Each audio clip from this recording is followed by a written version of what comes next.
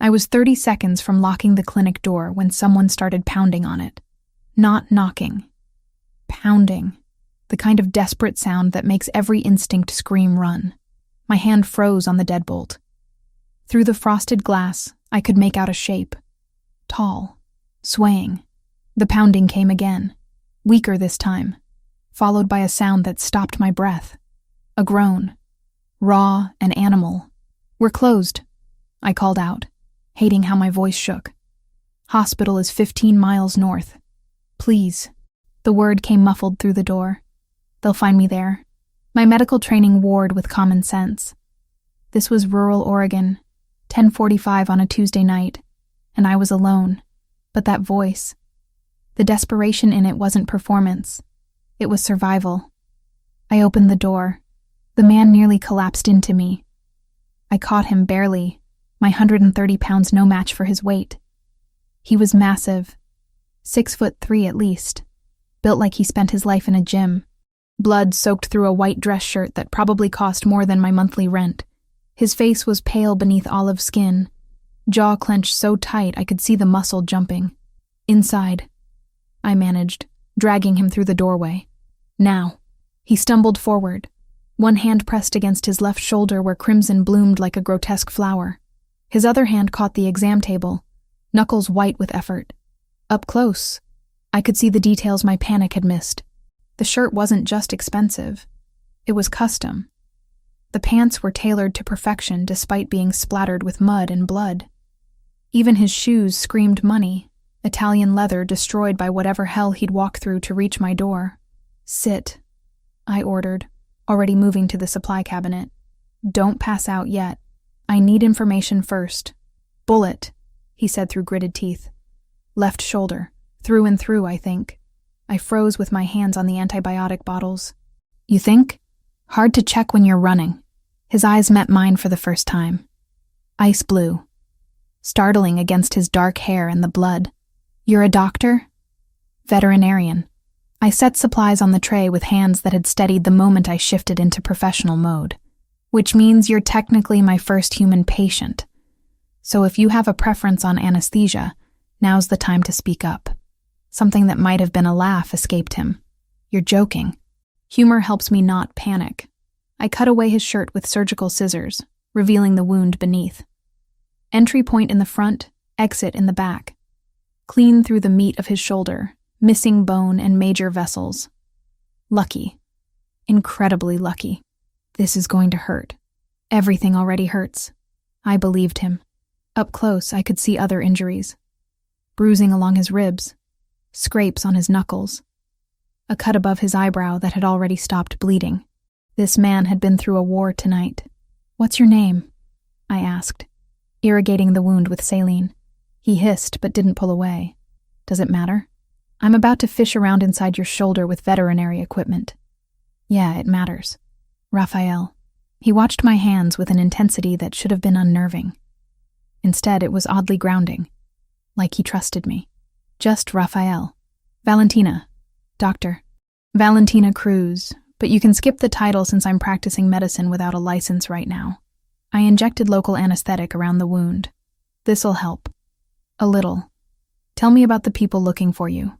The less you know, the safer you are. The man bleeding all over my exam table doesn't get to make that call."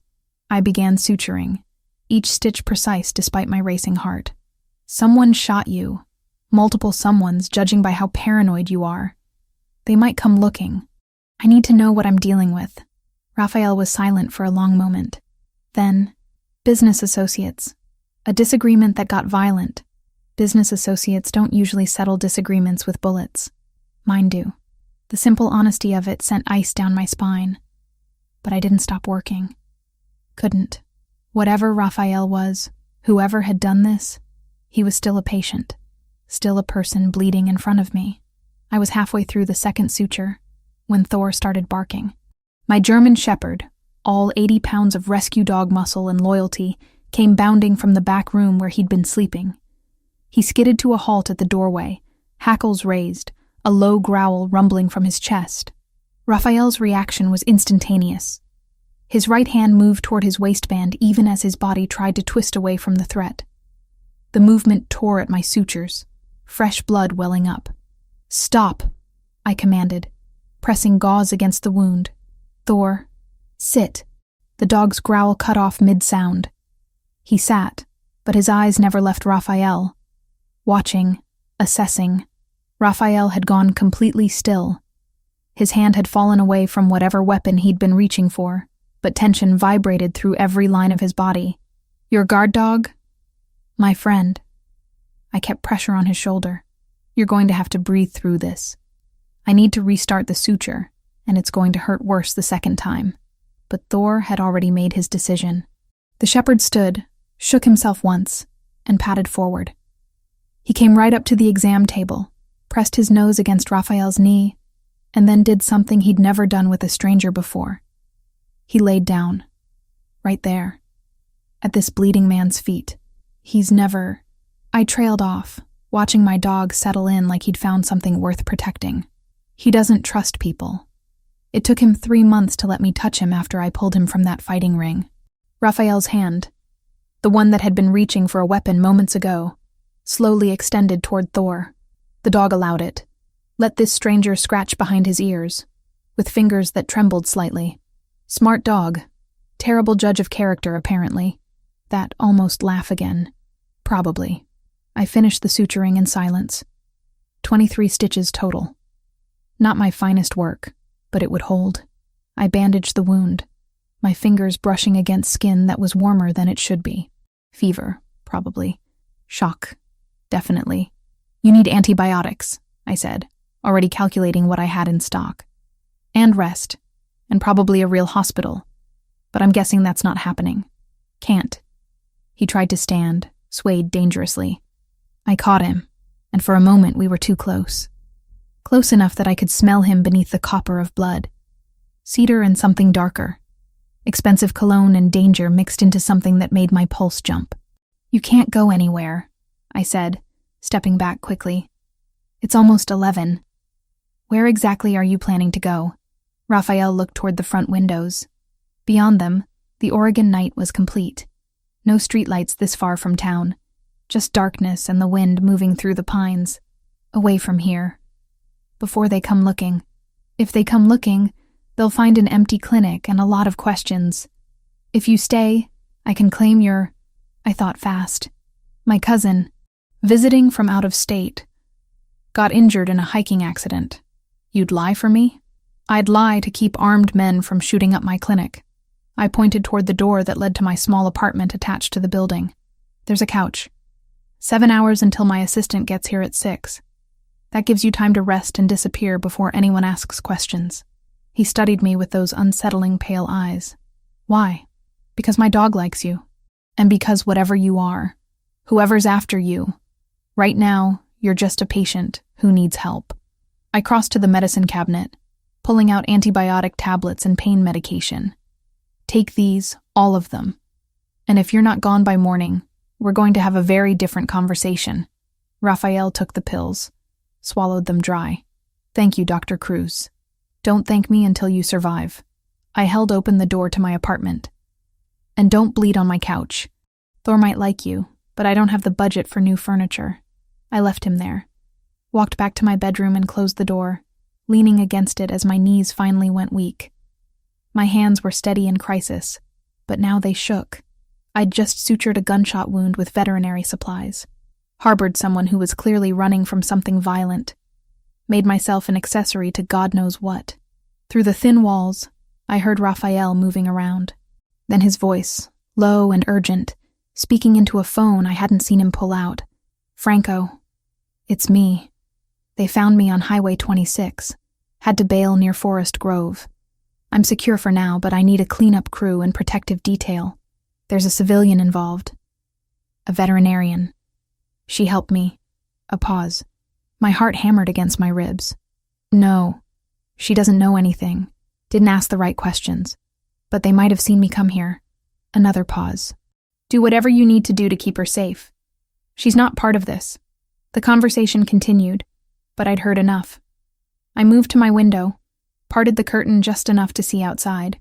My clinic sat on a rural road, surrounded by pine trees and darkness. Nothing moved. Then I saw it. A black SUV, driving slowly past with its headlights off.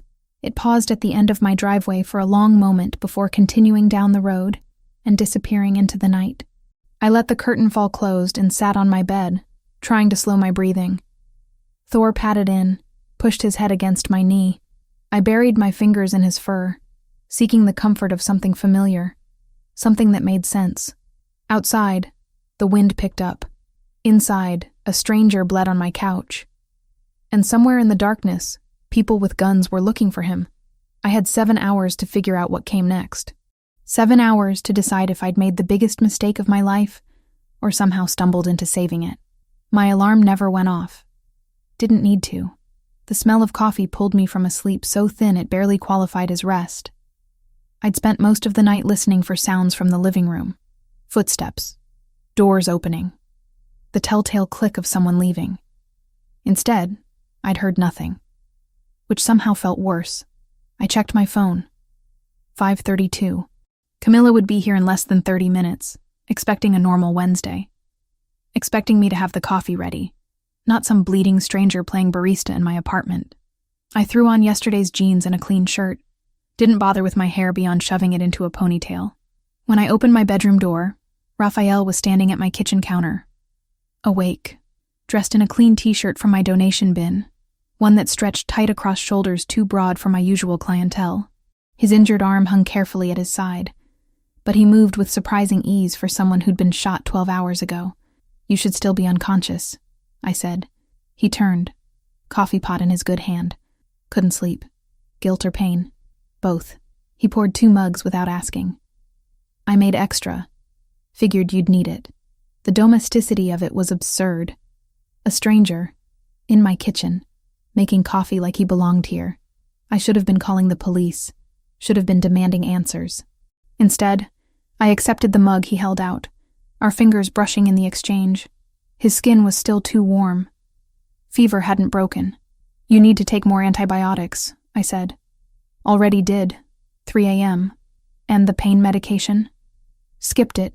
Need to stay alert." He leaned against the counter, studying me with those unsettling pale eyes. "You didn't sleep either.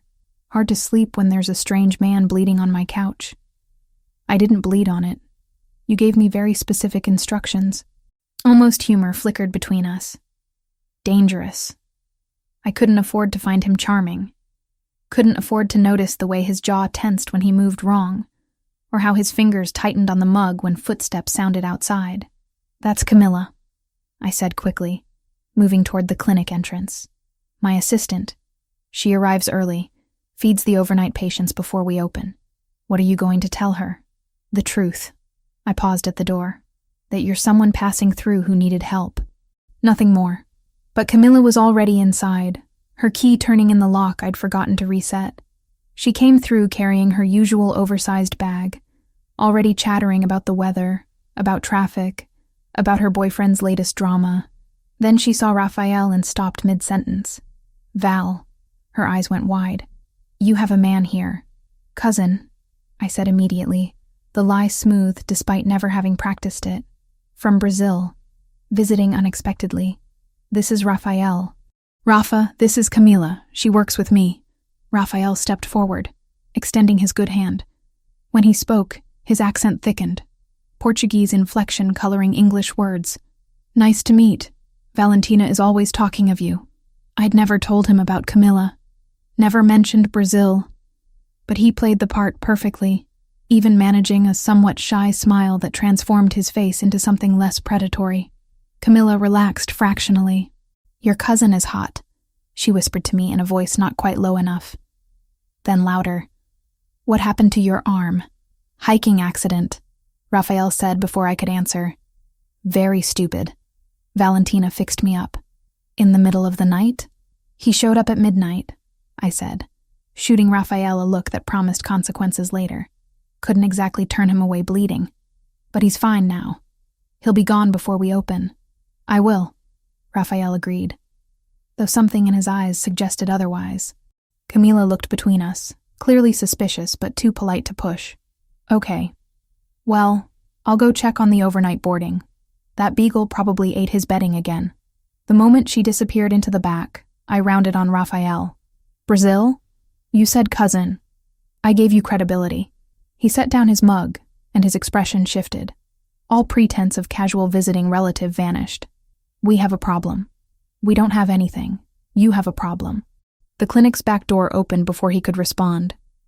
I hadn't even heard a car pull up. A man entered, moving with the same controlled precision as Raphael. Older, maybe 40, with silver threading through dark hair. He wore a black suit despite the early hour, and his eyes swept the space like he was cataloging exits. Boss, he said quietly. Boss.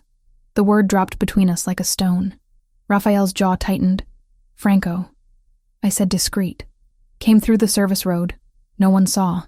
Franco's gaze landed on me, assessing. Dr. Cruz. You know my name. I know everything relevant. He pulled out a phone, showed Raphael something on the screen. They spoke in low voices, Italian maybe, urgent and quick. I caught maybe 3 words. None of them comforting. English, I demanded. You're in my clinic. I deserve to know what's happening. Raphael looked at me, and for the first time I saw something like regret in those ice-blue eyes. Last night wasn't random. It was an ambush. Organized, professional. By who? Family Versiani, rival organization. We've been at war for 3 weeks. He said it matter-of-factly, like discussing the weather. They killed 3 of my men. Would have killed me if I hadn't gotten lucky. The clinical part of my brain noted the phrasing. Organization, family, war. The rest of me felt cold. You're Mafia. I'm a businessman with violent enemies. That's not a denial. No, Raphael said quietly. It's not. I should have been terrified. Should have been ordering them out, calling the police, burning everything he'd touched. Instead, I felt something closer to fury. You brought this to my door. I had nowhere else to go. And now? What happens now? I gestured to Franco. He shows up in the middle of the night, calls you boss, and I'm supposed to just what? Pretend I didn't notice? Franco interrupted. We have a bigger issue. Dr. Cruz needs to see this. He pulled up a photo on his phone. A man's body, face destroyed by violence I didn't want to examine too closely. In his jacket pocket, clearly visible, was one of my business cards. Where did you get this? My voice came out steadier than I felt.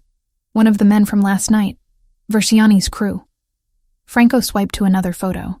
This one showed my clinic from the outside, taken from a car. They know Raphael came here. They'll come looking. As if summoned, headlights swept across the front windows. A vehicle pulled up outside. Black SUV with tinted windows. It stopped directly in front of the clinic entrance and sat there. Engine running. Raphael moved faster than someone injured should be able to. He had me pressed against the wall behind the reception desk, his body blocking mine, before I could process the motion. Franco disappeared toward the back, one hand inside his jacket. Stay quiet. Raphael breathed against my ear. Don't move. 2 men got out of the SUV. Through the window blinds, I could see them approaching. One knocked. Heavy. Demanding. We're not open, I called out, proud of how normal I sounded. We're looking for someone. Thick accent. Eastern European. Man injured in accident last night. Heard there was clinic here. Raphael's hand found mine in the dark space behind the desk. His fingers laced through mine. Squeeze once. Warning or reassurance. I couldn't tell. I stood, smoothing my shirt, and walked to the door. Didn't open it. This is a veterinary clinic. I don't treat people. Maybe you made exception? The man smiled. It didn't reach his eyes. For friend? I don't have friends who get shot. I let irritation color my voice. Real irritation at being pulled into this nightmare. Try the emergency room in Forest Grove. They're used to patching up idiots. The men exchanged glances. The second one, shorter but broader, pulled out a phone, showed me a photo. Raphael. From before. Uninjured. Wearing a tuxedo at some formal event, looking like he owned the world. You see this man? No. The lie came easier the second time. But if I do, should I be calling someone? If you see, you call this number. He handed me a business card. Plain white, just a phone number in black print. Important you call right away. Sure. I pocketed the card. Now, if you'll excuse me, I have actual patients waiting. They left, but not before looking hard at the clinic, at my car parked beside it, at the windows, where I prayed Camilla had stayed hidden in the back with the animals. The SUV pulled away slowly, deliberately, making sure I watched them go. I waited until the taillights disappeared before moving. My legs felt unsteady. Raphael emerged from behind the desk, and up close I could see the tension vibrating through him. He'd been ready to fight, to kill maybe, if they'd come inside. They'll be back, he said. Then you need to leave. Now. Can't. He glanced at Franco, who'd reappeared from wherever he'd been lurking. They saw the clinic, saw you. If I disappear now, they'll assume you helped me. They'll come back to make you tell them where I went. So what are you suggesting? That I what? Harbor a fugitive indefinitely? 48 hours. You come with me. Let my people protect both locations. After that, Verciani will have bigger problems than one doctor. I have a business, patients, a life. Franco spoke up. Doctor. Cruz, with respect, they found your business card on a dead man. Whether you helped the boss or not, you're involved now. The unfairness of it hit me like a physical blow. I'd done nothing wrong, saved a life. And now I was caught in someone else's war because I'd made the mistake of being human. 2 days, Raphael said. His voice had softened. 48 hours. Then I'll make sure they understand you were never part of this. You'll be safe. And if I refuse? He didn't answer. Didn't need to. We both knew I didn't really have a choice. Not anymore. Not since I'd opened my door to a bleeding stranger and decided his life mattered more than my safety. I looked at my clinic, at the exam table where I'd sutured him, at Thor, who'd appeared from my apartment, and now sat calmly at Raphael's feet, like he'd chosen sides. 48 hours, I said finally. Not 1 minute more. 3 black SUVs idled in the service road behind my clinic. Identical. Tinted windows. The kind of vehicles that screamed money and menace in equal measure. Franco loaded my hastily packed duffel into the middle car while I stood there trying to convince myself this was temporary. 48 hours. Then my life would return to normal. Except nothing felt normal anymore. Thor jumped into the back seat before I could stop him, settling in like he'd been planning this road trip for weeks. Raphael appeared at my elbow, moving quieter than someone his size should. He can stay here if you prefer. Franco's men will watch the clinic. He goes where I go. I climbed in after my dog, and Raphael slid in beside me. Too close. The vehicle's leather interior suddenly felt smaller than my entire clinic. Franco took the driver's seat. Through the rearview mirror, I caught him studying me. Assessing. Calculating. The engine purred to life, and we pulled onto the main road with the other 2 SUVs falling into formation. One ahead, one behind. A convoy designed to protect or imprison. I wasn't sure which. Where exactly are we going? I asked. My property. 2 hours north. Raphael's injured arm rested carefully against his side. The fever still lingered in his skin. But he sat straight. Alert. Cascade Mountains. Isolated. Defensible. Defensible? You mean like a fortress? I mean safe. His eyes met mine. For both of us. The landscape shifted as we drove. Forest grove gave way to deeper wilderness. Towns becoming sparse. Roads narrowing. Raphael made calls in Italian, his voice low and controlled. But I caught the tension underneath. Whatever war he was fighting, it hadn't ended with last night's ambush. When he finally put the phone away, silence stretched between us. Not uncomfortable exactly, but loaded. Thor's head rested on my lap, grounding me when nothing else did. Tell me about Verciani, I said finally.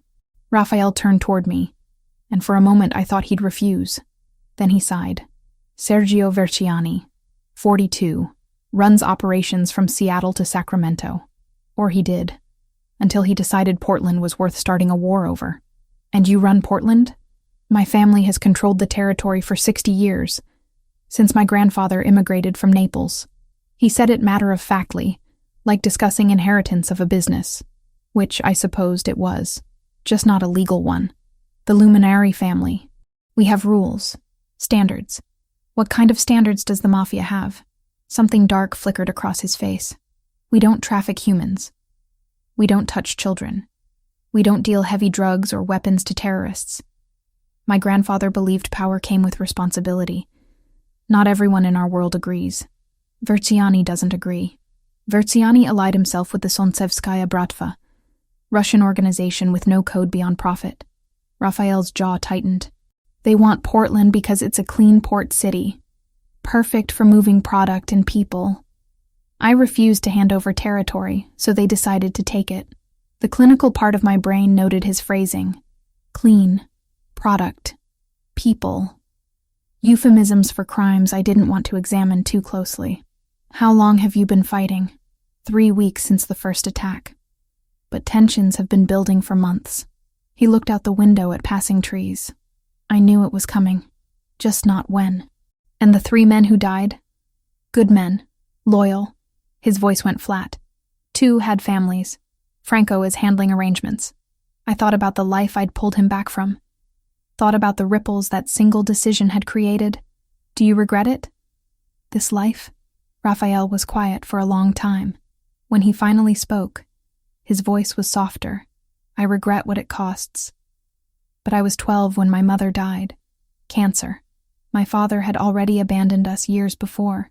My grandfather raised me, taught me everything. When he passed, I inherited responsibility for 200 families who depend on us for work, for protection, for justice the law won't provide. That's one way to frame it. It's the truth, not all of it, but not a lie either. He shifted to face me fully. I won't pretend I'm a good man, Valentina, but I'm not the worst one in this fight. The way he said my name, careful and deliberate, made something flutter in my chest. Dangerous. I couldn't afford to see him as anything other than what he was, a criminal who dragged me into his war. But Thor trusted him, and animals knew things people missed. Tell me about your clinic, Raphael said, changing the subject. How long have you been there? 5 years. Bought the building with money I'd saved working at a corporate practice in Portland. I scratched Thor's ears. Hated it. Too many people treating animals like accessories. Out here, people actually care. They bring me barn cats with broken legs and cry when their horses get colic. You love it. It's mine. I built it from nothing. I met his eyes. Like you with your family business, I suppose. Just with fewer bullets. That almost smile appeared. The one that softened his predator's face into something almost human. Significantly fewer bullets. Franco's voice interrupted from the front. Boss. Approaching the turnoff. The road ahead split. One direction continuing north, the other branching onto what looked like a private drive. No sign. No indication of where it led. Franco took the unmarked path, and the forest closed in around us. The road climbed, winding up into the mountains. 10 minutes later, gates appeared. Massive wrought iron between stone pillars, topped with cameras I could see, and probably a dozen I couldn't. They swung open silently as we approached, and my breath caught. The property beyond was stunning. The main house sat on a plateau overlooking a valley, all glass and stone and modern lines that somehow fit the wilderness setting. Security was everywhere but subtle. Men in dark suits positioned at strategic points. More cameras. Probably sensors I couldn't even identify. Welcome to my home, Raphael said quietly. We stopped in a circular drive. Franco opened my door, and I stepped out into mountain air that smelled like pine and snow.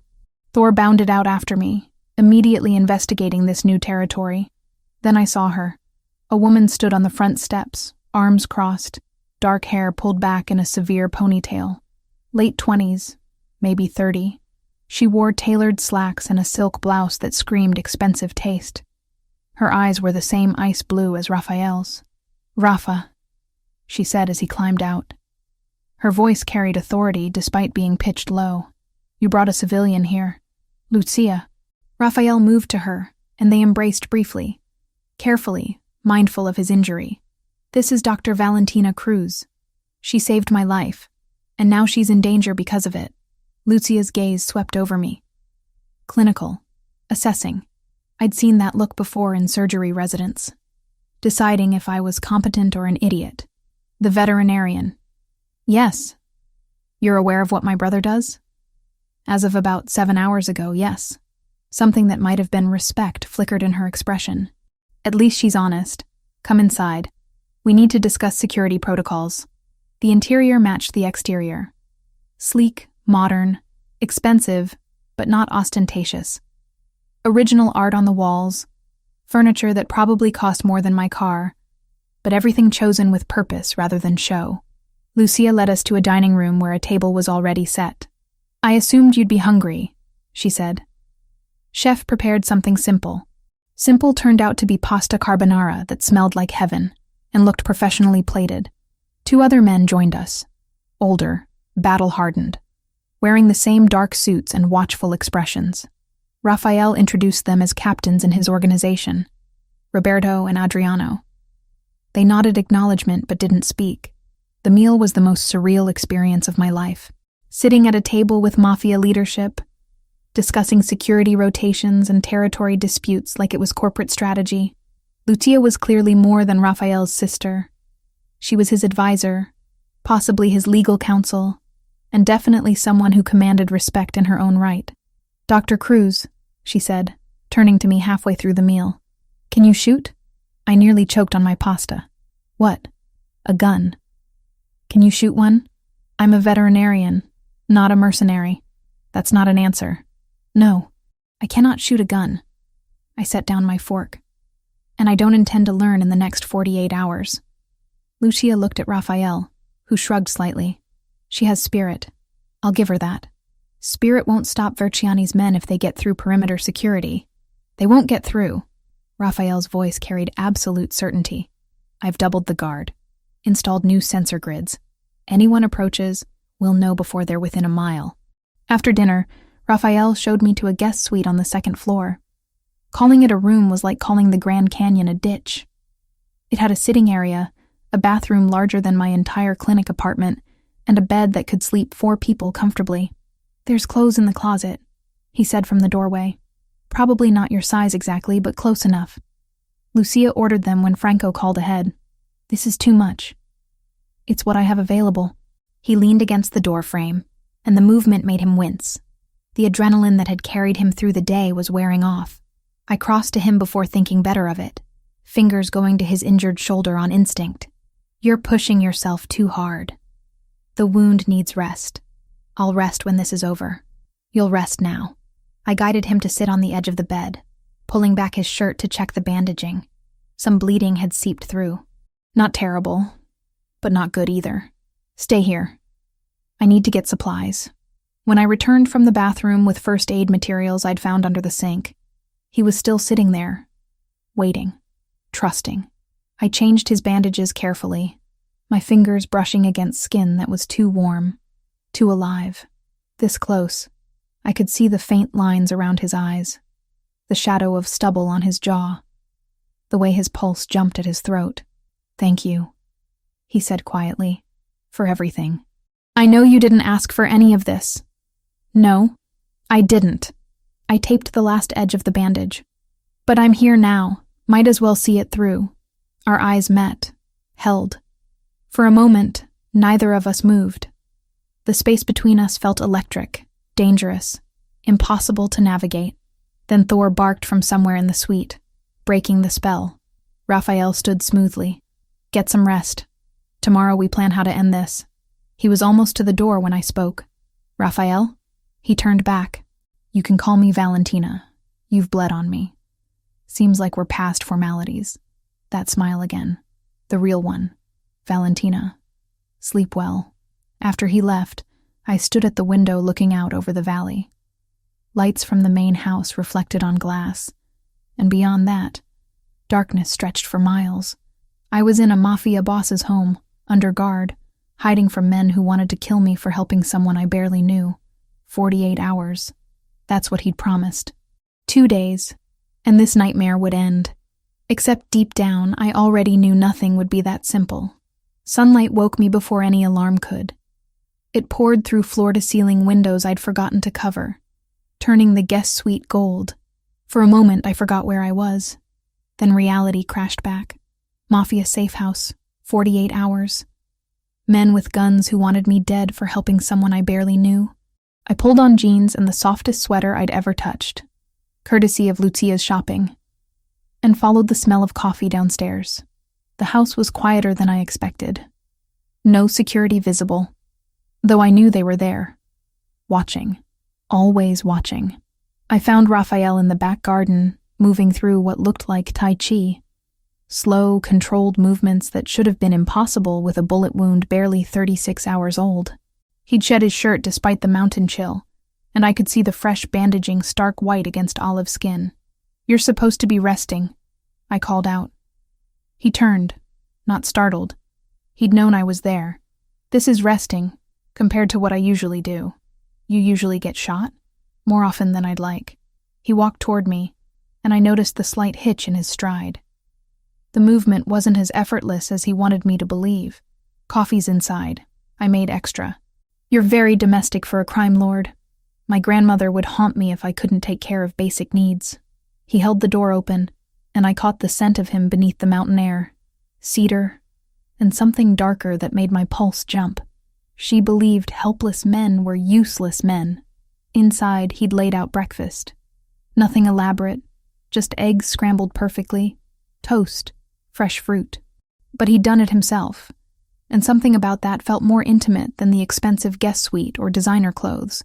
"Sit," he said. "We have time before the others wake." I took the coffee he offered, settled at the island counter. "Tell me about your grandmother." Raphael cracked eggs into a pan with one hand, his injured arm hanging carefully. "Nonna Giulia. She came from Naples at 16, married my grandfather at 18, and spent 60 years keeping him alive through 3 wars and more assassination attempts than anyone counted." He smiled, and it transformed his face. "She taught me to cook, because she said any man who needed a woman to survive wasn't worth keeping alive." Sounds formidable. Terrifying. And the only person my grandfather feared. He plated eggs, slid them in front of me. She made him promise that if anything happened to him, I'd be raised with options. Education, skills beyond violence. A choice. I ate, surprised by how good the eggs were. How normal this felt. "But you chose this anyway." "I chose responsibility. When my mother died, I was 12. My grandfather was already old, tired. He'd been planning to retire, hand the family business to his brother. But my uncle was ambitious in the wrong ways. Would have driven us into the ground within a year." Raphael leaned against the counter, coffee cup warming his good hand. "So I stepped up, learned fast, made myself indispensable. By the time I was 22, I'd earned the right to lead. That's young. Too young. But better me than someone who'd have gotten all our people killed." He met my eyes. "What about you? How does a woman end up running a veterinary clinic in the middle of nowhere?" I set down my fork, surprised he'd asked. Surprised I wanted to answer. My parents were immigrants. Brazil to Oregon when I was 4. They worked 3 jobs between them to put me through school. Died in a car accident my junior year of college. Drunk driver. The words came easier than they should have. I finished my degree on scholarships and spite. Worked at a corporate practice in Portland for 2 years, saved every penny and bought that clinic the day it went up for sale. "And you've been there 5 years. You investigated me." Franco did. "After I woke up on your exam table." No apology in his voice. "I needed to know who'd saved me. If you were a plant, a setup, or just incredibly unlucky. And what did you decide? That you're genuine, stubborn, and that your parents would be proud of what you've built." The simple honesty of it hit harder than any pretty lie. I looked away, swallowing against unexpected emotion. "Don't do that." "Do what?" "Be human. It's easier when you're just the dangerous criminal who dragged me into his war." Raphael moved closer, and the air between us changed. Charged. Dangerous. "I'm both, Valentina. I won't apologize for either." The door burst open before I could respond. Franco moving fast, phone in hand. His expression was grim. "Boss, we have confirmation." It was Giovanni. Raphael's transformation was instantaneous. The gentleman who'd made me breakfast vanished, replaced by something cold and calculating. "You're certain?" "Found the transfer. 200,000 from a shell account traced back to Verciani. Giovanni's been feeding them information for 6 weeks, including your route on Highway 26. Every muscle in Raphael's body had gone rigid. Where is he? Safe house in Eugene. Thinks he's protected. Franco's voice carried contempt. Wants to negotiate. There's nothing to negotiate. Raphael's voice was empty of emotion, flat, final. Bring him here. Tonight. Boss. Did I stutter? Franco left without another word. I stood slowly, watching Raphael pace the kitchen like a caged predator. You're going to kill him. Yes. No hesitation. No justification. Just fact. He's family. He's a traitor who sold out his own people for money. Raphael's eyes met mine, and they were ice. 3 men died because of him. Good men with wives and children. And he would have killed you too, if those men had found me at your clinic. I'm not defending him. I moved carefully, like approaching a wounded animal. But I need you to understand something. I've spent my life saving things, healing them. And you're asking me to stand here while you plan murder. I'm not asking you anything. This is my world, Valentina, my rules. Giovanni knew the consequences when he betrayed us. So what am I supposed to do? Pretend I don't know? Look the other way while you... Yes. He closed the distance between us, and his intensity made me step back until I hit the counter. Because this is the reality. The men who shot me aren't going to therapy and rehabilitation. Versiani isn't going to be arrested and tried in court. This is how justice works in my world, and I won't lie to make you comfortable. We stood there, too close, breathing hard. The man who'd made me eggs and shared stories about his grandmother was gone. In his place stood the boss, the killer, the thing everyone else feared. I need to go to the clinic, I said finally. Check on my patients. Make sure Camilla can handle things for another day. Absolutely not. Excuse me. It's not safe.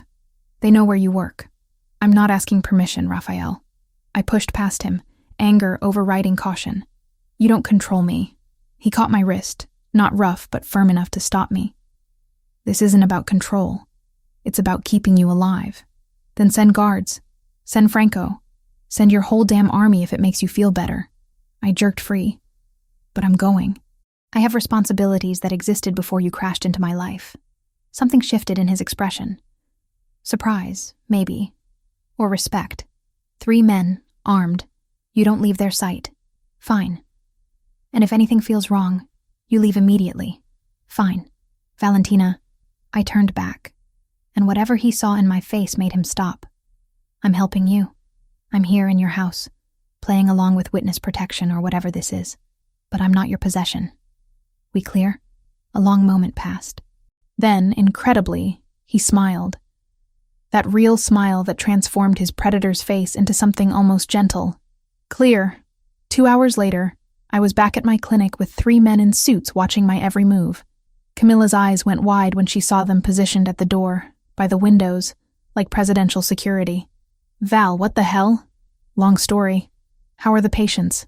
Fine. Mrs. Patterson's cat is recovering well from the tooth extraction. The Gonzalez's dog still has that ear infection, but the antibiotics are helping. She lowered her voice. Are you in some kind of trouble? I'm helping someone who is. It's temporary. Gabi showed up at lunch, bringing sandwiches and questions I couldn't answer. She kept glancing at the guards, then at me, clearly putting together a picture I didn't want her to see. Val, if you need help, I'm fine, really. Just a weird situation that'll be over in a day. But leaving was harder than arriving. Franco drove, with 2 other SUVs flanking us. The road back to Raphael's property wound through dense forest, and halfway there, Franco's phone buzzed. We have a tail, he said quietly. Black sedan, 2 cars back. My heart hammered against my ribs. Through the rear window, I could just make out the vehicle. Close enough to be deliberate, too far to identify faces. Verciani? I managed. Probably. Franco's voice was calm, but his hands tightened on the wheel. Hold on. The world exploded into chaos. Franco accelerated, the other SUVs moving to block the sedan. Gunfire cracked through the afternoon, spiderwebbing the rear window. I screamed, ducking instinctively. And then Raphael was there. He'd been in the lead vehicle, but somehow he was pulling open my door, dragging me down against the seat, his body covering mine completely. Stay down, he commanded, and the cold emptiness from this morning was gone. His voice shook with something raw and desperate. "Don't move. Don't look up." More gunfire. The SUV swerved violently, throwing us against the door. Raphael's weight pressed me into leather seats, his breath hot against my ear, every line of his body tense with readiness to take bullets meant for me. Then silence. Except for my ragged breathing and the hammer of my pulse. "Clear," Franco called from the front. Raphael lifted his head slowly, scanning before letting me up. His hands moved over me, checking for injuries with clinical precision. "Are you hurt?" "No, I don't think so." My voice came out steadier than I felt. "Are you?" "I'm fine," but I could see fresh blood on his bandage. The violent movement had torn something. He saw me looking and smiled grimly. "Worth it." We made it back to the property without further incident. Raphael's men had disabled the pursuing vehicle, captured one of the occupants. Information was being extracted even as we pulled through the gates. I was shaking by the time we reached the house. Delayed reaction, adrenaline crash, whatever clinical term I wanted to apply. Raphael guided me inside, his hand steady at the small of my back. "Drink this." He pressed whiskey into my hands. "It'll help." I drank, coughed, drank again. The burn helped, grounded me. "This is insane." "I know. I'm sorry. Stop apologizing and just—" I broke off, not sure what I was asking for.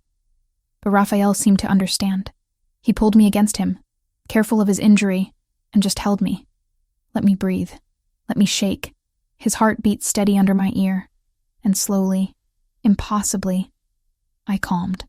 "Thank you," I whispered, "for covering me. Always." He said it simply, like stating fact.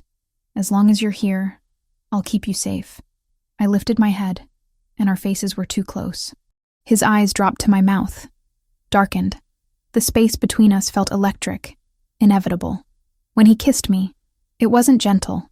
It was desperate and fierce, and tasted like danger, and promises neither of us should make. I kissed him back, fingers tangling in his hair. All my better judgment drowning in the feel of him. His mouth moved against mine like he was claiming something, proving something, and I let him. Then he pulled back, breathing hard. "Not like this." "What?" "Not because someone shot at you. Not because you're scared and I'm convenient." His thumb traced my bottom lip, and the gentleness of it nearly undid me. "When I kiss you again, Valentina, I want it to be because you choose it. Not adrenaline, not fear. Choice." I stared at him, shocked by the restraint, the respect. "You're serious?" "Completely." He stepped back, putting safe distance between us. "You should rest. Tomorrow, we end this." He left me there, heart racing, lips still burning from his kiss, and I realized with terrifying clarity that I wasn't afraid of Raphael Luminari. I was afraid of how much I wanted to choose him. I woke to silence so complete it felt unnatural. No traffic, no distant sirens, just wind through pine trees and the occasional call of a hawk circling somewhere above the valley. The guest suite still felt surreal in morning light, too luxurious, too removed from my actual life happening somewhere down the mountain. A soft knock came before I could talk myself into going back to sleep. "Come in." Lucia entered carrying a tray. Coffee, pastries, fruit arranged like art. She set it on the sitting area table without preamble. "Raphael is in meetings until noon. Thought you might want breakfast." "You didn't have to do that." "I know." She settled into the chair across from me, studying me with those same ice-blue eyes her brother had. "But we need to talk. Woman to woman." I pulled a sweater over my sleep shirt, suddenly feeling exposed under her scrutiny. "About my brother's intentions. And yours."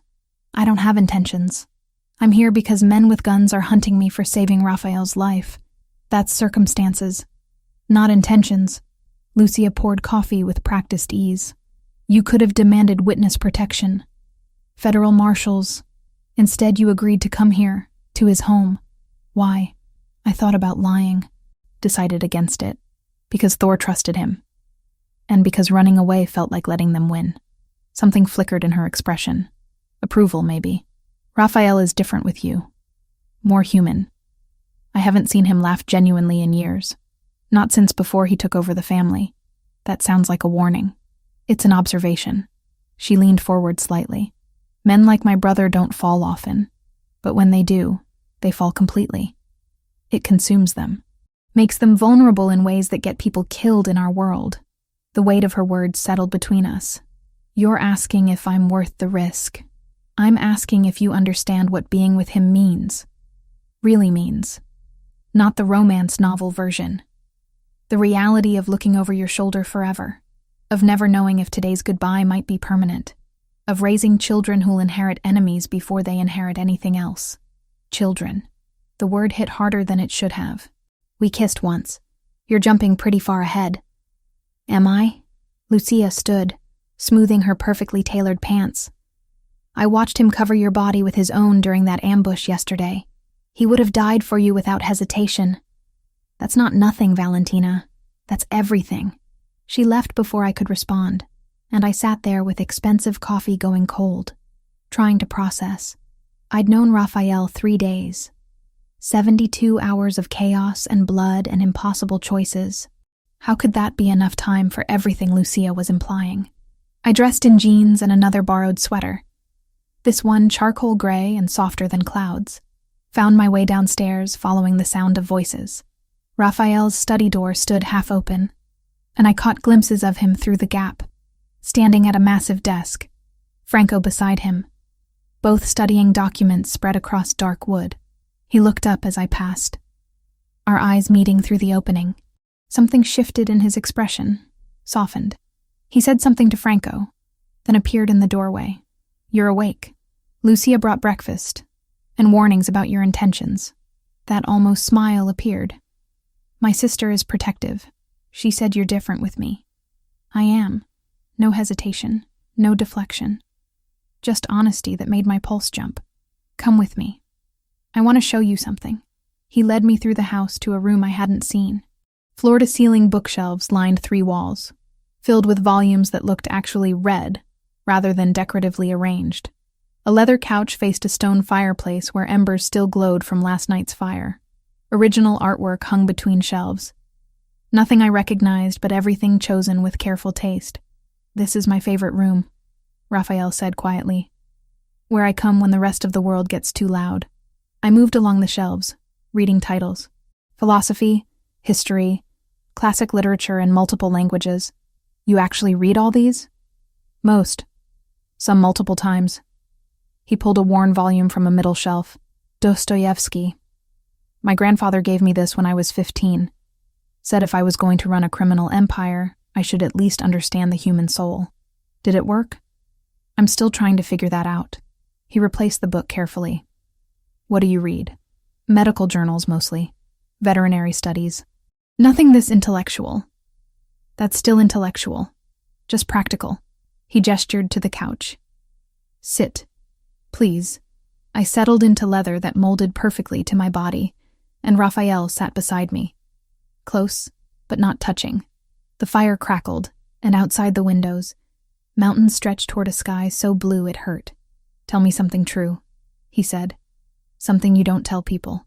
The request caught me off guard. What? We're strangers who've seen each other bleed. Seems like we should know more than surface details. His eyes held mine. Something real. I'll trade you. I thought about deflecting, then decided Lucia was right. If this was happening, whatever this was, it deserved honesty. I'm lonely. Have been for years. I threw myself into building the clinic because it was easier than admitting I'd constructed a life with no one in it except animals who can't leave. Raphael's expression didn't change, but something in his eyes deepened. My turn? Fair's fair. I'm exhausted. Not physically. In my soul. I've been running the family for 12 years. And every day I wonder if my grandfather would be proud or horrified by what I've become. He looked at the fire. Sometimes I think about walking away, giving it all to Lucia, who's smarter and better at the politics anyway. Just disappearing somewhere no one knows my name. Why don't you? Because 200 families depend on us for livelihood and protection. Because our code keeps worse people from taking over. Because responsibility doesn't end just because you're tired. He turned back to me. Until 3 days ago, I thought that was enough. that duty and honor and tradition were sufficient reasons to keep going. And now? Now I've met someone who makes me want to be selfish, who makes me imagine a different life. His fingers found mine, lacing together with devastating gentleness. That terrifies me more than Versiani ever could. We sat like that for a long time, just breathing, just being. The weight of everything unsaid hanging between us like a promise we hadn't made yet. Lunch came and went. Raphael showed me the rest of the property, walking through gardens maintained despite the season, pointing out security features hidden in landscaping. We talked about everything and nothing: favorite foods, worst injuries, embarrassing childhood stories. He told me about learning to cook from his grandmother. I told him about the time I accidentally sedated myself trying to tranquilize an aggressive dog. By evening, something had shifted between us. The sharp edges had softened into something easier, more real. Dinner appeared on the terrace, table set for two overlooking the valley as sunset painted everything gold and crimson. Raphael pulled out my chair himself, and I noticed his shoulder moved easier. The fever had finally broken completely. "You're healing," I observed. "Good doctor." He poured wine, something red that probably cost more than my monthly utilities. "To skilled veterinarians who tolerate difficult patients. To difficult patients who don't die on my exam table." We touched glasses, and the sound seemed to resonate through the evening air. Dinner was perfect, some kind of risotto I couldn't identify but would happily eat forever, followed by tiramisu that tasted like heaven. I planned this, Raphael admitted over dessert. The dinner, the timing. Wanted one evening where we weren't running or hiding or talking about war. Just two people having dinner? Just two people. His eyes held mine across the candlelight. "Is that okay?"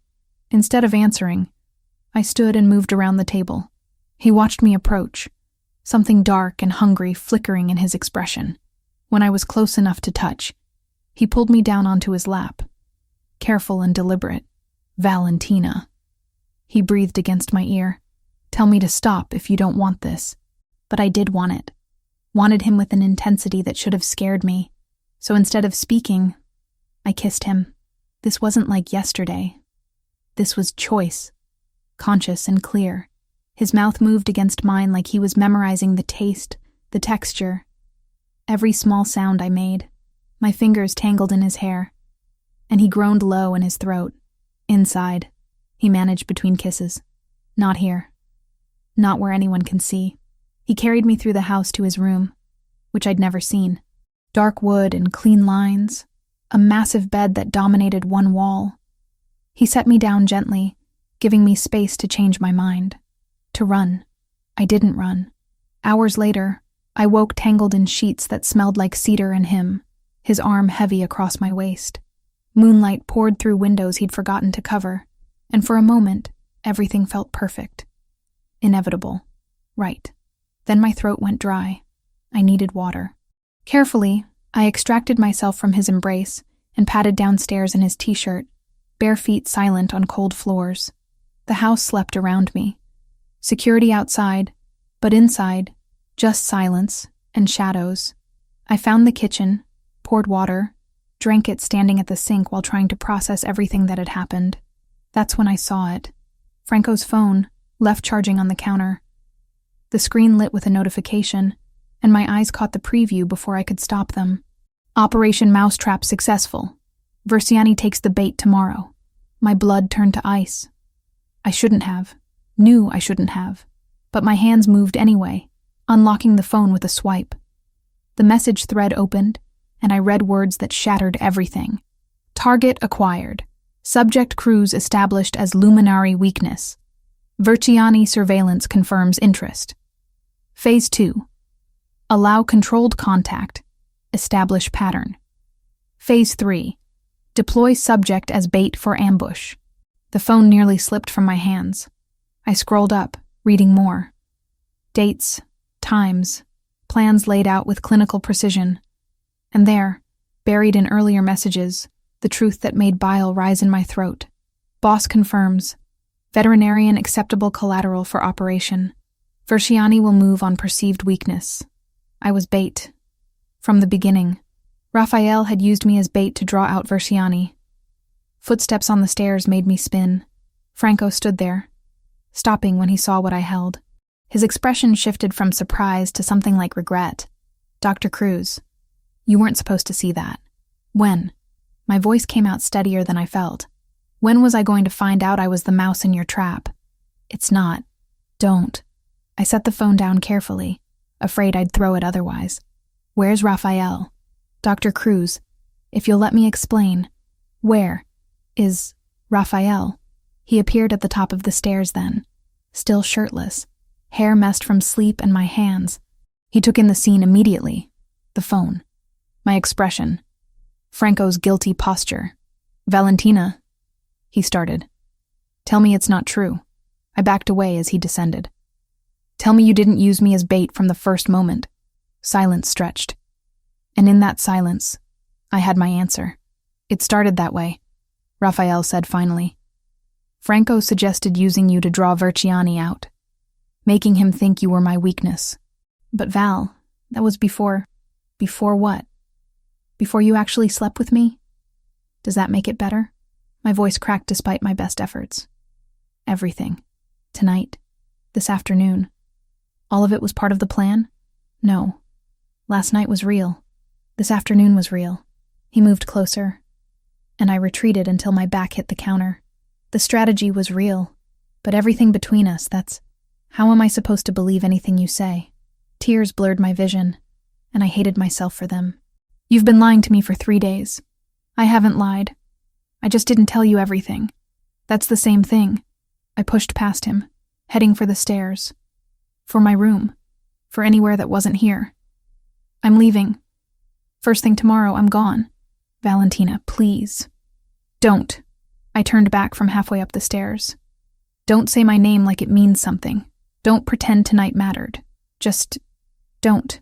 I made it to my room before the tears came fully, locked the door, slid down it until I sat on expensive carpet in his too soft shirt, trying to breathe through the betrayal that felt like drowning. I'd been so stupid, so incredibly stupid, falling for a man who'd planned this from the beginning, who'd used me like a piece on a chessboard and made me believe it was something else. Somewhere outside my door, I heard Raphael's voice. Low, urgent, arguing with Franco in Italian, then footsteps retreating, and finally, silence. I didn't sleep that night, just sat there replaying everything, every word, every touch, every moment I'd thought was real, trying to separate truth from manipulation and finding I couldn't tell the difference anymore. By dawn, I'd made my decision. 48 hours were up. It was time to go home. Raphael was waiting outside my door when dawn finally broke. I knew he was there. Had heard him sit down against the wall hours ago, his weight settling with a soft thud that spoke of resignation rather than siege. Valentina, please, let me explain. I opened the door because staying inside felt like giving him power over me. He looked worse than I felt. Hair disheveled, eyes red-rimmed, still wearing the same clothes from last night. The sight of him hurt in ways I didn't want to examine. Explain what? That you used me as bait? That every moment between us was calculated? I crossed my arms, armor against the pull I still felt toward him. Save it. It wasn't like that. He stood slowly, and I saw how careful the movement was. His shoulder, the injury I'd treated, was bothering him again. Initially, yes. Franco suggested using you to draw Versiani out, making him think you mattered to me. But Valentina, I called it off. Yesterday morning I told Franco to abort the operation. Because you slept with me? Because you do matter. His voice cracked on the words. Because somewhere between suturing my shoulder and defending yourself to armed men in your clinic, you stopped being strategy and became everything. The honesty in his eyes nearly broke me, but I'd believed those eyes last night. Believed his touch, his words, the way he'd held me like I was precious, and it had all been built on a foundation of lies. I'm leaving. Now. Get Franco to drive me or I'll walk down this mountain myself. It's not safe yet. Versiani, I don't care about Versiani. I don't care about your war, or your territory, or your codes of honor. I moved past him toward the stairs. I care about getting back to my actual life before you destroyed it completely. He followed me down, and I could hear Lucia's voice from the kitchen, arguing with Franco in rapid Italian. They both stopped when they saw us. Lucia's expression shifted from surprise to something like pity. "Pack her things," Raphael said quietly to Franco. 3-vehicle convoy. Full security. "We're taking her back to the clinic." "Boss, I don't think—" "Now, Franco." 30 minutes later, I was in the middle SUV again, Thor beside me, watching the mountain property disappear through tinted windows. Raphael sat across from me this time, not beside me. The distance felt like miles instead of feet. I meant what I said last night. He offered after we'd been driving for 20 minutes. About wanting to be selfish. About you making me imagine a different life. "Stop. You deserve to know." I said stop. I looked at him finally, let him see the hurt I'd been trying to hide. "You don't get to make this harder by being honest now. You had chances. You chose manipulation instead." He flinched like I'd struck him. Good. Let him hurt like I did. The road wound down through forest, early morning mist clinging to trees like ghosts. Franco drove with the same careful precision as always, 2 SUVs flanking us in formation. Everything looked normal, controlled, safe. That's when the world exploded. The lead SUV erupted in flames, a rocket or grenade hitting it with precision that spoke of planning. Professional execution. Franco slammed the brakes, throwing all of us forward. Raphael's arm shot out, catching me before I hit the seat in front of us. "Down!" he commanded, pushing me to the floor. "Stay down!" Gunfire erupted from all sides. Not Verciani's men. The reports were different, heavier. Through the chaos, I heard shouting in Russian. My blood turned to ice. The Bratva, the Russian organization Raphael had mentioned. They'd found us. More explosions. The rear SUV's tires shredded, sending it spinning. Franco tried to maneuver around the burning wreckage of the lead vehicle, but a black cargo van rammed us from the side. The impact threw me against the door despite Raphael trying to shield me. My head cracked against something hard, and stars burst across my vision. "Franco, get us out of here!" Raphael had pulled a gun from somewhere, returning fire through the shattered windows. But there were too many. Professional soldiers in tactical gear poured from vehicles that had appeared from nowhere. They'd planned this, waited for us, known exactly when and where we'd be vulnerable. A canister flew through the broken window. Raphael tried to grab it, throw it back, but it detonated with a sound that was an explosion. Stun grenade. The world turned to white noise and blinding light, my senses completely overwhelmed. Hands grabbed me. Too many hands. I fought, kicking, scratching, but I was disoriented and they were trained. Through the ringing in my ears, I heard Raphael roaring my name, heard the distinctive crack of his gun. Then a heavier impact, bodies struggling. Someone had him, was dragging him back. I caught a glimpse through clearing vision. 3 men subduing Raphael, and he fought like an animal, injured shoulder forgotten, pure desperation in every movement. "Valentina!" A cloth covered my face. Chemical smell, sickeningly sweet. I tried to hold my breath, but panic made me gasp. The world tilted, darkened at the edges. The last thing I saw before consciousness left completely was Raphael breaking free of one captor, blood streaming down his face, reaching for me with desperation written in every line of his body. Then Franco tackled him, holding him back, and I understood why. They were outnumbered, outgunned. If Raphael came after me now, they'd kill him. I wanted to tell him it was okay, that I forgave him, that last night had been real for me too, whatever his original intentions. But darkness swallowed the words before I could form them. I woke in stages. First came the headache, pounding behind my eyes with vicious intensity. Then the cold, seeping through whatever I was lying on. Finally, awareness of my hands bound behind my back, zip ties cutting into my wrists. I opened my eyes to concrete and fluorescent lighting. A warehouse, maybe. Or factory. Something industrial and abandoned. The kind of place where screams wouldn't carry. "She's awake." Accented English. Not Russian. Something else. Italian, maybe. But wrong somehow. Footsteps approached. I forced myself to stillness, to calm, to think like a doctor assessing a patient rather than a hostage facing death. Panic helped nothing. Clinical observation was survival. A man crouched in front of me. Late 30s, expensive suit that didn't match the warehouse setting. Handsome in a cruel way, with dark hair and eyes that held no warmth. Dr. Cruz. Finally we meet properly. I am Adriano Moritoni. He smiled, and it was a predator's expression. Luminari's little weakness. The veterinarian who saved his life and stole his heart. I don't know what you think you know. Please. We've been watching since the night he stumbled into your clinic. Adriano pulled out a phone, showed me photos. Raphael and I in the garden. At dinner last night. Entering his bedroom. My stomach turned. Very touching. Very stupid on his part. What do you want? What I've been hired for. Sergio Verciani pays very well for Luminari's territory. He'll pay even better for Luminari himself. Adriano stood, pacing like he was lecturing. Originally we were just muscle, supporting role. But then you appeared, and suddenly the great Raphael Luminari has something to lose. That changes negotiations considerably. I tested the zip ties. Too tight. My hands were already going numb. He won't trade territory for me. No, but he'll come for you. Tonight. Tomorrow. Soon.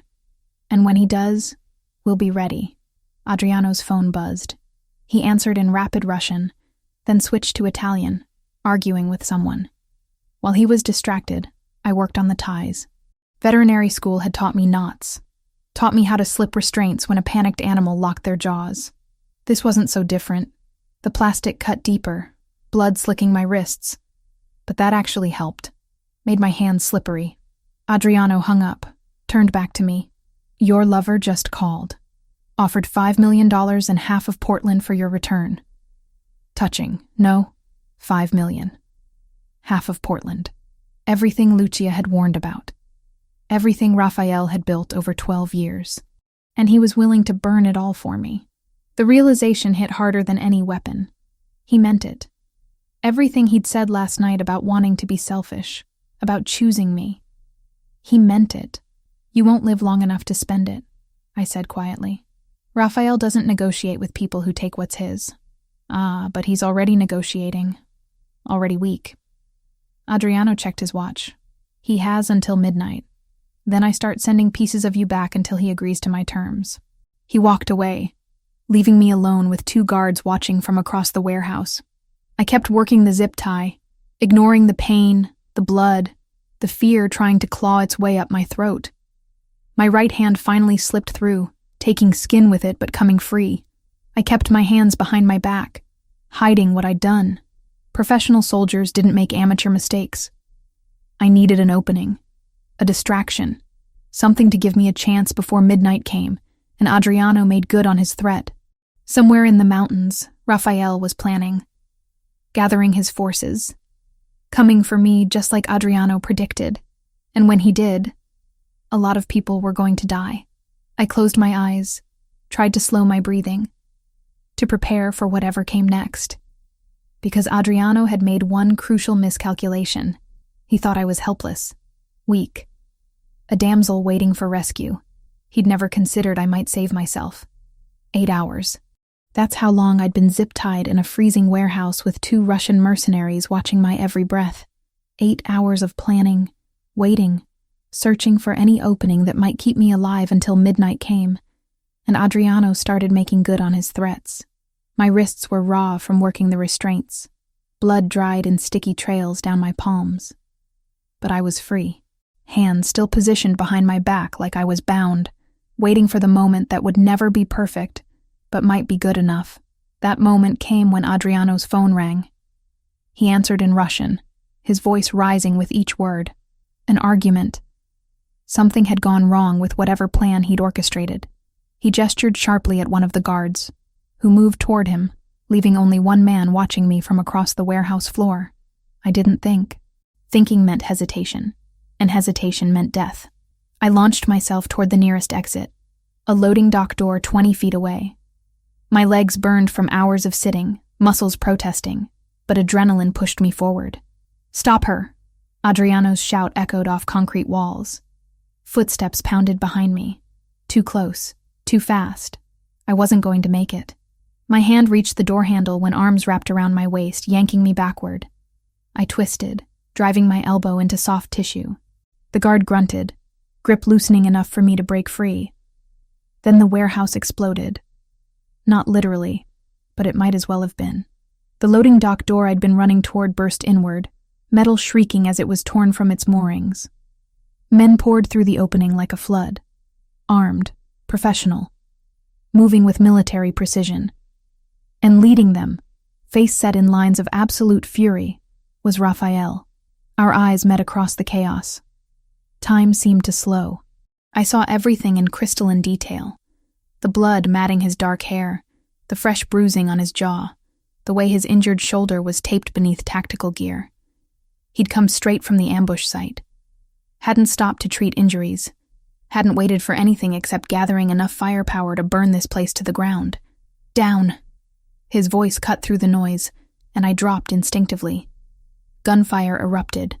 Raphael's men moved with coordinated efficiency. Each shot precise, each movement calculated. They'd done this before. Many times. This wasn't rescue. This was war. Adriano grabbed me from behind, using me as a shield. His gun pressed cold against my temple. "Luminari! One more step and she dies." Raphael froze. His men froze. For a heartbeat, the entire warehouse held its breath. "Let her go, Moritoni." Raphael's voice was empty of emotion. Flat. Final. The same tone he'd used when ordering Giovanni's execution. "This ends one of two ways. You die quick, or you die slow. Choose." I choose option 3. I walk out with the girl, you let me leave, and nobody else bleeds tonight. Adriano's breath was hot against my ear, reeking of cigarettes and fear. "You want her alive? Back off." Raphael's eyes met mine over the distance. In them, I saw calculation. Strategy. The mob boss weighing options, measuring outcomes. But I also saw something else. Rage. Pure and volcanic. Barely contained beneath that icy control. I made my choice. Dropped my full weight suddenly, becoming dead weight in Adriano's arms. His grip shifted, the gun moving away from my temple for just a second. Just long enough. Raphael's shot was perfect. It caught Adriano in the shoulder, spinning him. I rolled away as Franco and 2 others converged, weapons trained. But Adriano wasn't done. He pulled something from his jacket. Not a gun. A trigger. "Building's wired!" He gasped through pain. "I drop this. Everyone dies." Raphael moved toward him slowly, gun never wavering. "Then don't drop it. Verziani warned me you were crazy. Said you'd burn your whole empire for one woman." Adriano's laugh was wet, pained. Didn't believe him until now. "Your mistake." Raphael was close now. Too close. Within Adriano's reach if he wanted to grab him. "Valentina, walk to Franco." Slowly. I stood on shaking legs, started moving. Each step felt like miles, like walking through quicksand. Adriano's eyes tracked me, calculating whether I was worth dying for. "Luminari!" someone shouted from the entrance. "Fire! Southeast corner!" Smoke began curling from the back of the warehouse. Not from Adriano's trigger. Something else. Either his men setting a diversion, or Raphael's crew creating chaos. Didn't matter. The building was going up. Adriano's attention split for just a second. Raphael moved. Faster than someone injured should move, than someone should be able to move.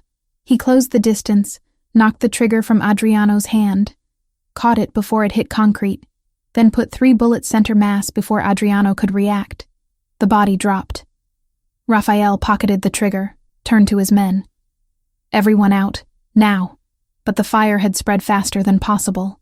Accelerant, probably. The southeast corner was fully engulfed, flames racing up walls toward the roof. Smoke filled the space, thick and choking. I couldn't see the exit anymore. Couldn't see anything except orange glow and shadows. Arms wrapped around me from behind. "Raphael, hold your breath. Stay close." He pulled me through the inferno, one arm around my waist, the other still holding his weapon. Heat seared my skin. Smoke clawed at my lungs despite trying not to breathe. The world narrowed to his heartbeat against my back, and the certainty of his grip. We burst through the loading dock into cold night air. I gasped, coughed, gasped again. Raphael didn't stop moving, dragged me another 50 feet before the warehouse exploded behind us, Adriano's rigged charges finally detonating. The blast wave threw us forward. Raphael twisted mid-fall, taking the impact on his back, cradling my head against his chest. We hit concrete hard enough to knock the wind from both of us. For a moment, neither of us moved, just lay there breathing, alive. Miraculously, impossibly alive. You okay? Raphael's voice was rough, strained. I think so. You? I'll live. He sat up slowly, wincing. Fresh blood soaked through his tactical vest. The shoulder wound had reopened. Again. Christ, Valentina, when I saw them take you. I know. I pressed my hand over the bleeding. I know. We need to get you medical attention. We need to get you away from here. He stood, pulling me up with him. Franco was there suddenly, supporting Raphael's other side. Boss, we need to move. Police will be here soon. 2 SUVs waited in the access road. I was pushed into one, Raphael following despite Franco trying to get him into the other vehicle. I'm not letting her out of my sight, he said, voice brooking no argument. We drove fast, lights off, through back roads I didn't recognize. Raphael's hand found mine in the darkness, squeezed once. I called it off, the operation, yesterday morning. Told Franco you weren't bait anymore. I know, he told me. After, I looked at him in the dim light from the dashboard. You offered them everything, half of Portland, $5 million. Would have offered more. Would have given them the whole territory if they'd asked. His thumb traced circles on my palm. I meant what I said. About wanting to be selfish. About choosing you, even after I said I was leaving. Especially then. He leaned his head back against the seat, exhaustion finally catching up. You had every right to go. Still do. But I needed you to know the truth first. That whatever started as strategy became real somewhere along the way. The SUV pulled into what looked like a private medical facility. Clean, modern, discreet. The kind of place that didn't ask questions about gunshot wounds. Franco had called ahead. Doctors were waiting. They tried to separate us for treatment. Raphael refused. Same room. I'm not arguing about this. So they set up 2 exam tables side by side. My injuries were minor. Rope burns, bruising, mild smoke inhalation. Raphael's were worse. The shoulder wound needed restitching. Again. Plus new injuries from the rescue. Cracked ribs from the explosion. 2nd-degree burns on his hands. He didn't make a sound as they worked. Just watched me being treated on the table next to him, like he needed visual confirmation I was really there. Really safe.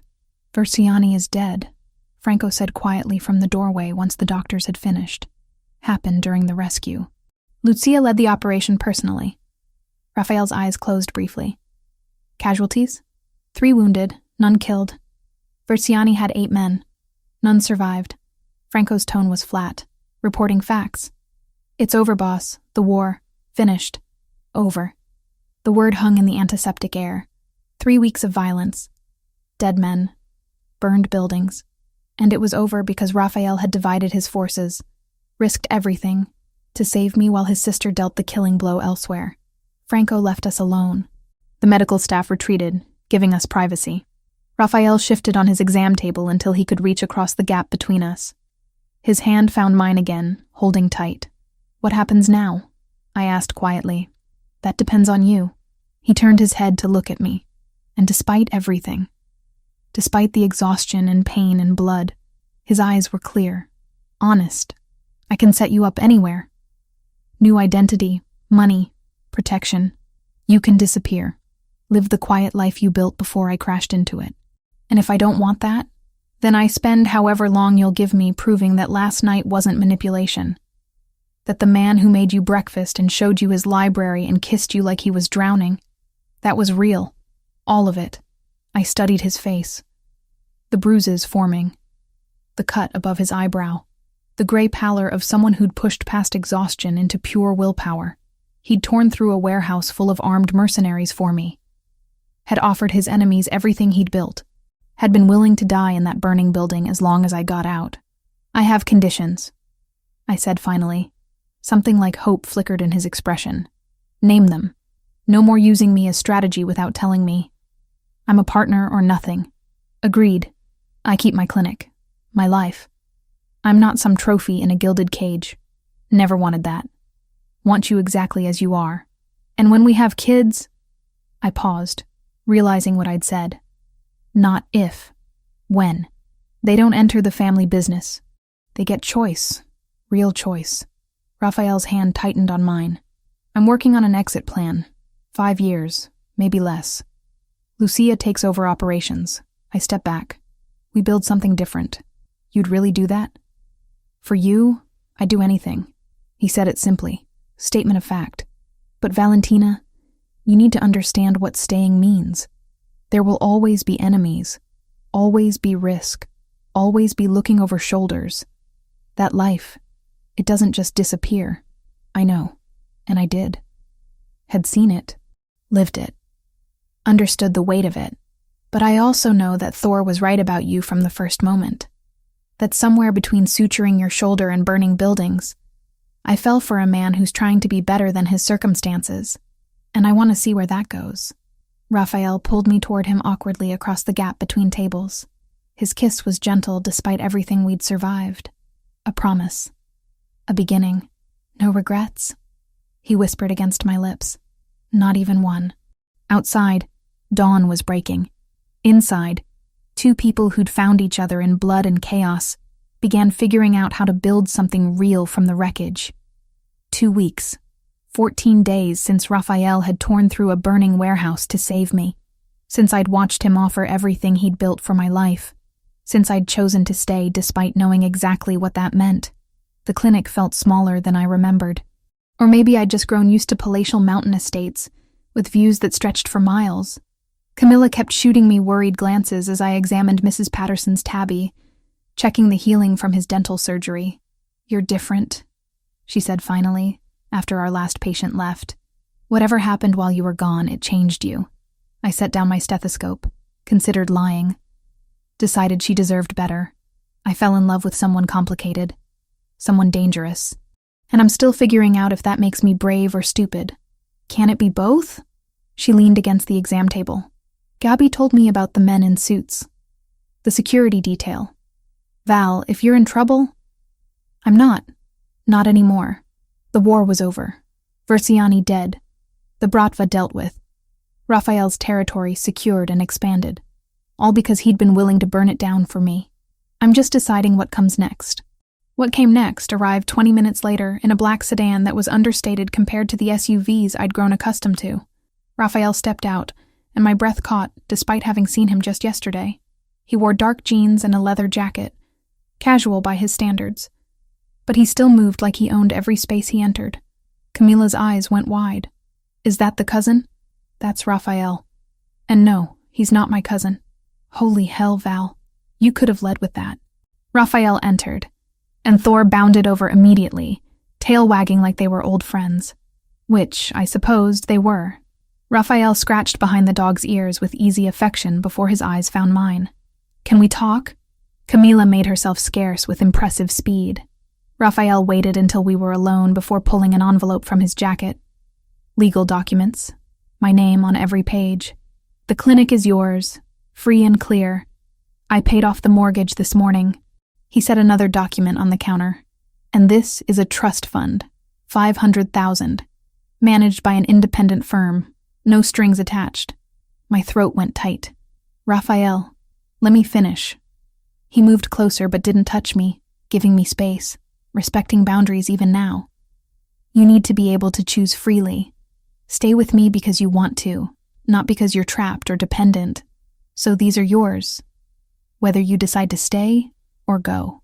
I picked up the documents with shaking hands. He'd given me an escape route. Complete freedom. The ability to disappear anywhere in the world and build a new life without looking back. Why? I whispered. Because you deserve choice. Real choice. His eyes held mine, vulnerable in ways I'd never seen. Because I love you, Valentina. Not the idea of you, not what you represent. You. The stubborn veterinarian who sutures bullet wounds and yells at crime lords and makes terrible coffee. A laugh escaped me, halfway to a sob. My coffee isn't that bad. It's awful. He smiled, that real smile that transformed everything. But I'd drink it every morning for the rest of my life if you'd let me.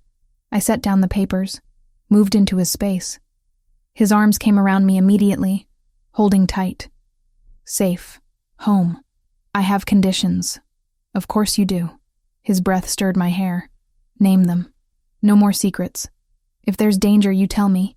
If there's strategy, you include me. Partnership or nothing. Done. I keep the clinic. Keep my life. I'm not abandoning everything I built. Never wanted you to. Want you exactly as you are. And kids. I pulled back to look at him. When we have them, they get normal. School plays and soccer games and boring suburban existence. No legacy, no empire, no choosing between family and law. I'm transitioning everything to Lucia over the next 4 years. By the time we're ready for children, I'll be retired from operations. His hand came up to cup my face. We'll be boring together. You could never be boring. Watch me try. He leaned his forehead against mine. So?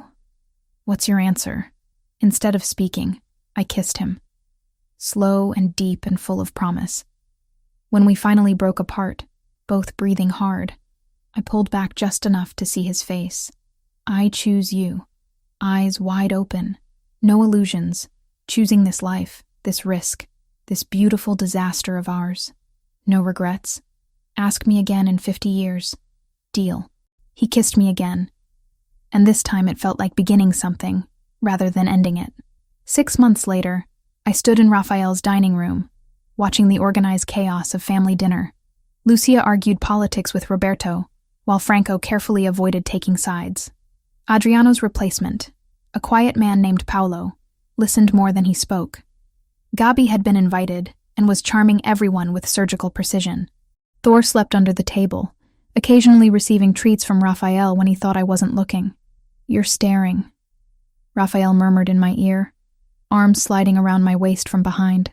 I'm appreciating. There's a difference. Appreciating what? This. You. The fact that we made it here. I turned in his arms, let him see the emotion I'd stopped hiding. 6 months ago, I was alone except for animals. Now I have this strange, wonderful, slightly criminal family that somehow became mine. Slightly criminal. Lucia raised her wine glass from across the room. I'm a licensed attorney. Thank you very much. Who represents exclusively criminal clients? I shot back, grinning. She laughed, and the sound filled the space with warmth. Raphael's hand found mine, fingers lacing together with the easy familiarity of habit. 6 months. Long enough to know this was real. Short enough that I still caught myself marveling at it. Everyone. Raphael clinked his glass, waiting for silence. When he had attention, his arm tightened around my waist. Valentina and I have an announcement. I showed them the ring. Simple platinum band with a single diamond. Nothing ostentatious. Just perfect. Lucia squealed. Actually squealed. Franco smiled, genuine and warm. Gabby's eyes filled with happy tears, and the rest of the table erupted in congratulations. Took you long enough, Lucia said, hugging me tight. I've had the date circled in my calendar for months. Presumptuous much? Informed. There's a difference. She pulled back, studied me seriously. You're sure? About all of this? Completely. And I was. Knew exactly what I was choosing. The danger that might never fully disappear. The looking over shoulders. The complicated legacy. But also the man who'd covered my body with his own to take bullets. Who'd offered me freedom even when he wanted me to stay. Who made terrible jokes and perfect eggs, and loved me with an intensity that should have been terrifying but just felt right. Dinner continued with planning and toasting and laughter. Later, after everyone had left and the house settled into quiet, Raphael found me on the terrace overlooking the valley. The same place we'd had dinner months ago, before everything exploded and reformed into this. Cold? He asked, draping his jacket over my shoulders. A little. I leaned back against his chest, his arms coming around me. Thank you. For the jacket? For giving me choice. For letting me choose this rather than forcing it. Always. He kissed the top of my head. Though I'd be lying if I said I wasn't terrified you'd choose to leave. Never crossed my mind. Well, maybe once. For like 5 minutes. But Thor wouldn't have forgiven me. Just Thor? I turned to look up at him, letting him see the truth in my eyes. I wouldn't have forgiven myself. You're it for me, Raphael Luminari.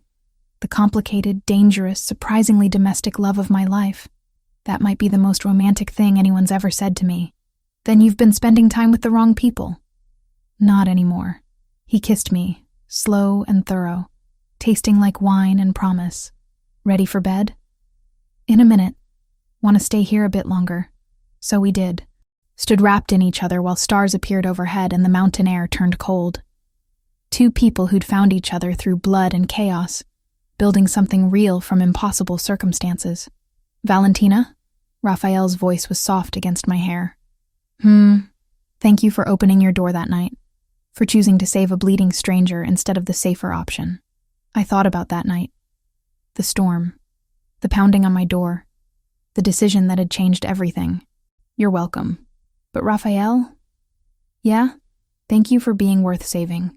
We stood there in comfortable silence, and I realized this was it. The happy ending that wasn't really an ending at all. Just another beginning. Messy, complicated, dangerous, and absolutely ours.